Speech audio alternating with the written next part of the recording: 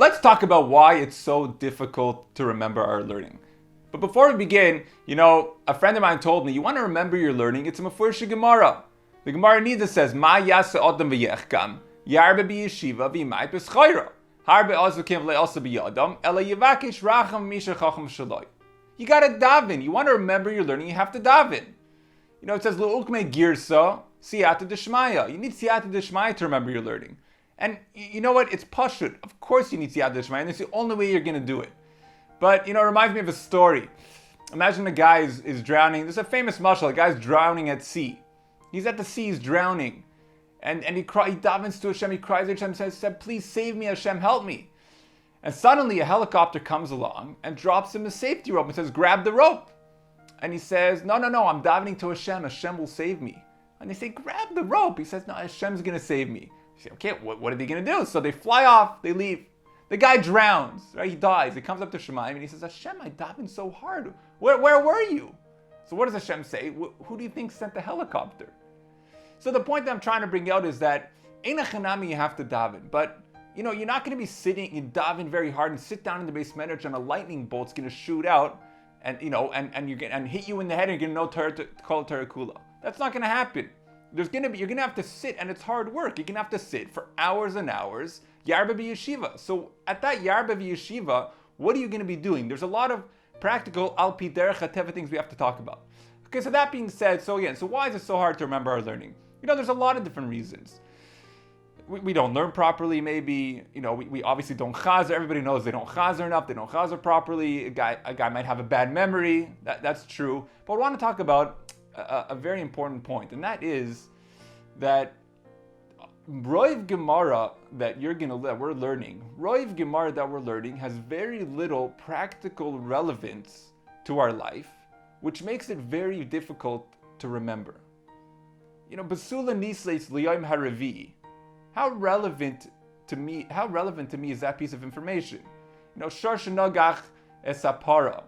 Azav, in order for it to become Azav Gomer, has to have 3 consecutive Re'iyos without a Hefsek Yom Ben time. There's a lav to break the bone of a carbon Pesach. All this information, how relevant is it to me in my practical day-to-day life? Let's compare this with a doctor. A doctor goes through 7-8 years of grueling medical school. He has to remember a massive amount of information. How does he do that? How does he remember all this stuff? So the answer is he doesn't. Doctors do not, ask any doctor, do you remember every single thing you learned? No, it can't be. It's impossible. But what do they remember? They remember what's important and what's relevant. What's going to be relevant to them, they remember. Imagine you go into a doctor's office and you say, I have an earache, and he says, okay, let me look. He looks into your ear and he says, you got an ear infection. And he says, oh, okay, so ear infection, what do we do for that? So wait, was it 60 milligrams of prednisone 3 times a day for a week? Or was it maybe just regular antibiotic? You know what, try this. And he writes down a prescription and gives it to you. You're going to be out of there as fast as you can. Why? Because he doesn't know what he's talking about. He has to know. It's important for him to know this information. So it has a practical nafkamina. Now, which means that people learning halacha have a little bit of a easier time because that has more practical relevance. But even people learning halacha, how many people learning halacha actually go on to paskin for themselves? You have the shaila, what happens at the end of the day? It's a machlekes hapoiskim. So at the end of the day, you're going to ask the Rav anyway, usually. So you're in the back of your mind, you're always saying, okay, I don't really need to know this. It's not like life and death here. I'll just find out. So the information is not very relevant to our lives. So why is this information important? It's because it's Torah Hashem. Basula Nisis Liyom Haravi is part of Torah. It's important not because of the actual information shaboy. It's because who said it, right? Where it's coming from. This is Torah Shabal Peh. This is Kaviyachal Hashem speaking to us, and we have to know it because it's Hashem speaking to us. So obviously, as we mentioned, previously, if we appreciate this point and we really live it, then it'll become important to us and we'll remember it. It reminds me of the story of the Chavetz Chaim that they heard him behind closed doors. He was playing out what's going to happen to him. Achar Me'eh Ve'esrim. He was saying, he's going to go up to Beis Din Shema, and they heard him speaking this out, and he's speaking out how Beis Din Shema will say Yisrael Meir. Start saying Maseches Brachos. So he lived with the fact that he has to remember this stuff because he's going to be tested on it. But I'm not holding there. So how do we get, why is this information important to us?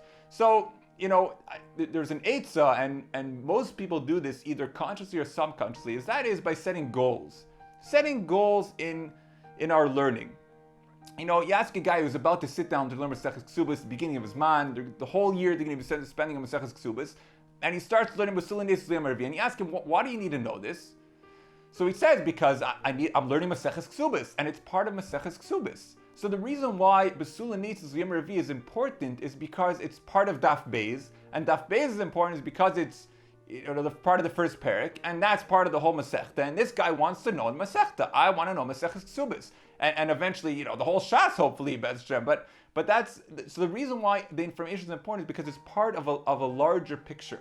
It's part of a bigger picture goal that everybody either consciously or subconsciously has in the back of their mind, that they want to become a big Talmud Chacham. You want to know Shas. A guy wants to be holding a Shas. So it's part of a larger picture. Now the problem is that there's no end, right?